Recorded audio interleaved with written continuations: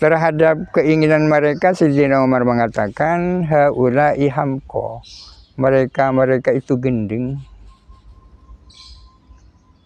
Abau al-lafdhu wa radu bil makna.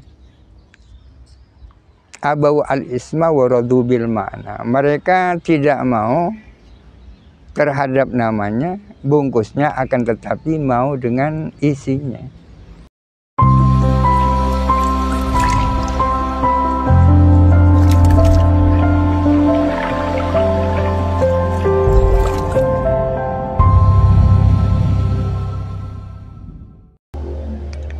Saya dalam acara ini pertama-tama akan menjawab sebuah pertanyaan yang sering dipertanyakan oleh banyak orang, yaitu kenapa di dalam Islam kok ada perang?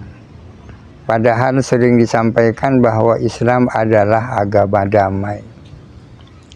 Untuk menjawab pertanyaan ini, mungkin saya perlu untuk menyampaikan sejarah, bahwa di saat-saat Rasulullah berada di Mekah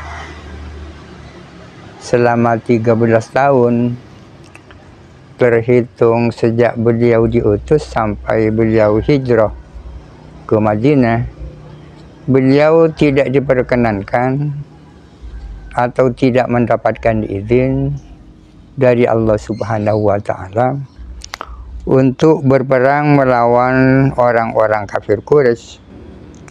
Padahal kekejaman, kezaliman, dan penindasan dari orang-orang Quraisy terhadap Rasulullah dan kaum muslimin sudah di luar batas kemanusiaan. Akan tetapi setelah beliau hijrah ke Madinah dan beberapa saat setelah itu beliau bersama kaum muslimin berhasil mendirikan negara, baru ada izin dari Allah Subhanahu wa Ta'ala kepada Nabi Muhammad dan kaum muslimin untuk berperang. Sebuah ayat yang diyakini sebagai ayat yang pertama yang menandai diizinkannya perang adalah firman Allah Ta'ala, udhina lilladzina yuqataluna bi annahum zulimu wa innallaha ala nasrihim laqadir. Telah diizinkan kepada orang-orang yang selama ini diperangi, diizinkan untuk melakukan perang. Alasannya bi annahum zulimu, lantaran mereka sudah dizalimi. Wa innallaha ala nasrihim laqadir, dan sesungguhnya Allah Ta'ala Maha Kuasa untuk menolong mereka. Pertanyaannya, kenapa Rasulullah di saat-saat ada di Mekah tidak mendapatkan izin, akan tetapi ketika sudah punya negara mendapatkan izin untuk berperang? Alasannya karena di saat-saat Rasulullah ada di Mekah, beliau bersama kaum muslimin belum memiliki negara. Sementara setelah beliau hijrah dari Mekah ke Madinah, beliau bersama kaum muslimin memiliki negara. Ada sebuah kajian dan pemikiran dari berbagai ulama bahwa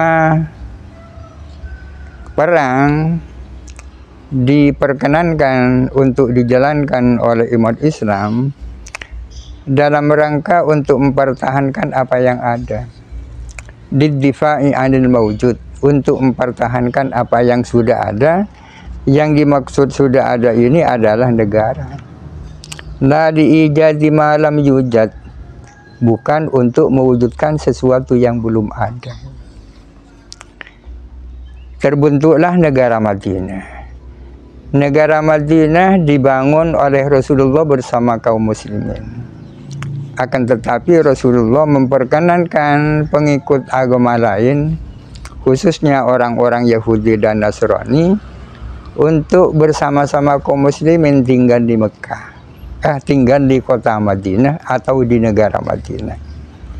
Mereka kemudian dikenal dengan istilah Ahlul Zimmah. Ahlul Zimmah memiliki kewajiban yang lain, mereka wajib bayar jizyah.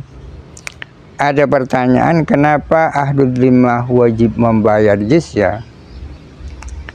Perlu disampaikan bahwa mereka tidak diwajibkan ikut serta untuk membela negara, dan mereka tidak diwajibkan untuk membayar zakat, karena memang selama orang itu kafir, menurut kitab-kitab fikih tidak wajib zakat. Sebagai gantinya mereka wajib bayar jizyah, ya kan? Seandainya mereka itu keberatan untuk bayar jizyah, akan tetapi ingin membayar pungutan yang lain yang namanya bukan jizyah, silahkan. Misalnya di dalam pemerintahan Sayyidina Umar ada kelompok Nasoro Bani Taulib.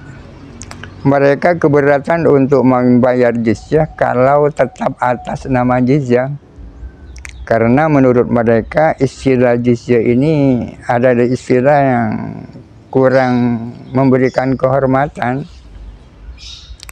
Terhadap keinginan mereka, Sayyidina Umar mengatakan, haula'i hamko, mereka itu gending. Abau al-lafdhu wa radu bil makna, abau al-isma wa radu bil makna. Mereka tidak mau terhadap namanya, bungkusnya, akan tetapi mau dengan isinya. Ya silahkan mereka bayar zakat, meskipun sesungguhnya bukan zakat.